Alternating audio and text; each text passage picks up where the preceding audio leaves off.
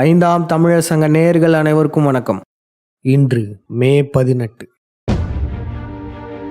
தமிழின் அழிப்பு நாள்.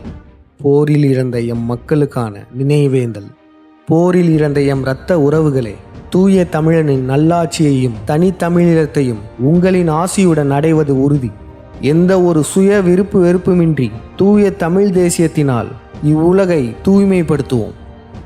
இந்த மே 18 பற்றி இந்த காலத்து பிள்ளைங்களுக்கு யாருனாச்சும் தெரியலனா கூட தமிழர்களாகிய நீங்கள் இந்த நாளை பற்றியும் தமிழீழ போரை பற்றியும் அதன் அரசியலை பற்றியும் சொல்லி புரிய வைங்க.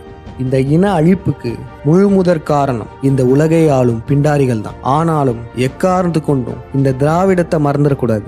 தமிழர்கள் கூடவே இருந்து நல்லவர்கள் போல நடித்து கடைசியில் தமிழர்களின் காலை வாரிய இந்த திராவிடத்தை மறக்கவும் கூடாது, மன்னிக்கவும் கூடாது.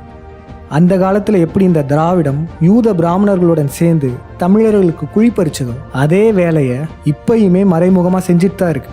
இதற்கு ஒரு எடுத்துக்காட்டு தான் செறிவூட்டப்பட்ட பால். செறிவூட்டப்பட்ட அரிசி பற்றி பலருமே கேள்விப்பட்டிருப்பீங்க.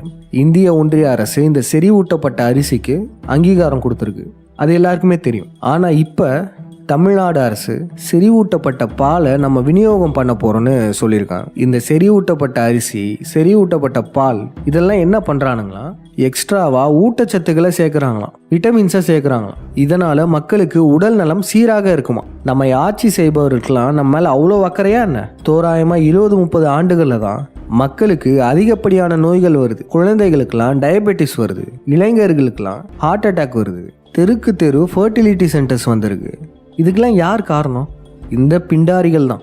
இந்த பிண்டாரிகள் டீபாப்புலேஷன் அஜெண்டா வச்சு இயங்கிட்டு இருக்காங்கன்னு எல்லாருக்குமே தெரியும். இந்த பிண்டாரிகள் சொல்கிறத கேட்டு தான் நம்ம அரசாங்கமும் இந்த செறிவூட்டப்பட்ட பால்லாம் வெளியிடுறாங்க. இந்த செறிவூட்டப்பட்ட பாலை யார் கேட்டா? தமிழர்கள் நம்ம இந்த செறிவூட்டப்பட்ட பால் வேணும்னு கேட்டு போராடணுமா என்ன? உண்மையிலே இந்த அரசுக்கு மக்கள் மீது அக்கறை இருந்தால் தெருக்கு தெரு இருக்கிற டாஸ்மாக்கை இழுத்து மூடி இருக்கணும். மக்களுக்கு சாராயம் ஊற்றி கொடுக்கறது தான் மக்களுக்கான அரசா என்ன? மக்களை குடிக்க வச்சு தமிழ்நாட்டையே சீரழிக்கும் இந்த அரசாங்கம் இப்போ செறிவூட்டப்பட்ட பால் தராங்க. இந்த பால் மிக மிக சந்தேகத்திற்குரியது. நமக்கு இந்த பால் மேலே சந்தேகம் இருக்குது. இந்த பாலுடைய ரேட்டை பாருங்கள், 22 ரூபா. அதாவது இந்த பச்சை நிற ஆவின் பால் இருக்குல்ல, அந்த பாலும் இந்த பாலும் ஒரே ரேட்டில் இருக்குது. பெரும்பாலான மக்கள் இந்த பச்சை நிற பால் பாக்கெட் தான் வாங்குவாங்க. அப்போ பாருங்களேன், இந்த பச்சை நிற பால் பாக்கெட் இருக்க ரேட்லேயே இந்த செறிவூட்டப்பட்ட பால் கொடுக்குறாங்கன்னா என்ன அர்த்தம்? பச்சை நிற பால் வாங்குற பெரும்பாலான மக்கள் இந்த செறிவூட்டப்பட்ட பாலை வாங்கணும் அப்படின்னு சொல்லி தான் திட்டமிட்டு இந்த பால் பாக்கெட்டோட ரேட்டில் வச்சாங்க. ஏங்க, இந்த பால் செறிவூட்டப்படாத பால், இந்த ஊதா நிறம் செறிவூட்டப்பட்ட பால். இதை செறிவூட்டம் பண்ணுறதுக்கு எவ்வளோ ப்ராசஸ் நடக்கும்? இவ்வளோ ப்ராசஸையும் பண்ணதுக்கப்புறம் தான் இந்த பால் நமக்கு கிடைக்குது. அப்போ எப்படி இந்த 2 பாலையும் ஒரே ரேட்டில் விற்கிறாங்க? இவ்வளோ வேலைகள் செஞ்சதுக்கப்புறம் கிடைக்கிற பாலுக்கு மற்ற பாலை விட அதிக ரேட்டை வச்சு தானே விற்கணும். அதை விட்டுட்டு பெரும்பாலான மக்கள் வாங்கும் இந்த பச்சை நிற ஆவின் பாலுடைய ரேட்டை வச்சுருக்காங்க. திட்டமிட்டு மக்களை இதை வாங்க வைக்கிறாங்க. மக்கள் அனைவரும் கவனமாக இருங்க. மக்களை கெடுக்கிறதுக்குன்னே இந்த டாஸ்மாகை கொண்டு வந்த இந்த அரசு மக்கள் மீது அக்கறையாக இருக்குன்னு சொல்லி ஒரு பொருளை கொண்டு வருதுன்னா அந்த பொருளின் மீது மக்கள் எச்சரிக்கையாக இருக்கணும். இந்த செய்தியில் நம்ம என்ன கற்றுக்கிட்டோன்னா, பொதுவாக மக்கள் எல்லாரையும் ஒரு விடயத்தை நோக்கி போக வைக்கிறாங்க, அந்த விடயத்திலேயே ஆப்பு வைக்கிறாங்க. இப்போ மக்கள் அனைவரும் பச்சை நிற பால் பாக்கெட் வாங்கிட்டு இருக்காங்க. பெரும்பாலான மக்கள் அதில் வாங்கிட்டு இருக்கும்போது இப்போ இந்த ஊதா நிற பால் பாக்கெட்டை அது கூட சேர்த்து விடுறாங்க.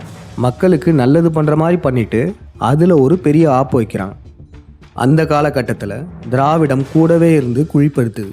ஆனால் இந்த காலகட்டம் இணையதள சோசியல் மீடியாக்கள்லாம் வளர்ச்சி அடைஞ்ச காலகட்டம். இந்த பிண்டாரிகளும் இதற்கேற்றாற் போல இணையதளங்களில் பல போலிகளை உருவாக்கி அப்போ செஞ்ச அதே சூழ்ச்சிகளை இப்பையும் வேற ஸ்டைலில் செஞ்சிட்டு இருக்காங்க. அதில் ஒரு சில போலிகள் தான் இந்த சயின்ஸ் மூடர்கள். இந்த சயின்டிஃபிக் மூடர்களுமே இந்த பால் பாக்கெட் விடயம் போன்று தான் பல நல்ல கருத்துக்கள் சொல்லுவாங்க, தன்னை நல்லவர்களாக காமிச்சுப்பாங்க. அதே சமயத்தில் ஒரு சில மிகப்பெரிய தீய கருத்துக்களையும் மக்கள் மனதில் விதைப்பாங்க. இந்த போலிகளை பற்றி அடுத்த விடயத்தில் பார்த்துடலாம். மீண்டும் சொல்கிறோம், ஈழத்தில் நம் இரத்த உறவுகள் துடிதுடித்து கொடூரமாக இறந்ததுக்கான காரணம் பிண்டாரிகள் மட்டும் இல்லை, நம்ம கூடவே நல்லவங்க மாதிரி நடித்து தமிழர்கள் கூடவே இருந்து குழிப்பறிச்சவங்க தான் மிக முக்கிய காரணம். மீண்டும் இது போன்ற போலிகள் வரக்கூடாதுன்னா இவர்களை இப்பயே நம்ம கண்டறிஞ்சு களை எடுக்க வேண்டும். மீண்டும் அடுத்த விடயத்தில் சந்திப்போம்.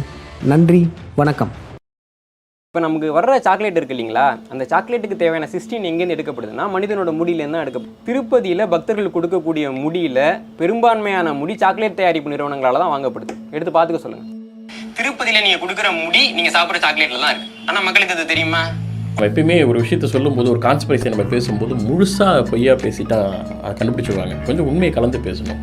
மிஸ்டர் ஜிகே அப்படிங்கிற ஒரு சேனலை ஒருத்தர் நடத்திட்டு வராரு. இவர் ஒரு மூடநம்பிக்கையில் இருக்கார். மிஸ்டர் ஜிகே அவர்கள் ஒரு மூடநம்பிக்கையில் இருக்கார். சிகப்பு காய் போது, கருப்பு காயும் பின்னாலேயே போத சரியில்லையே.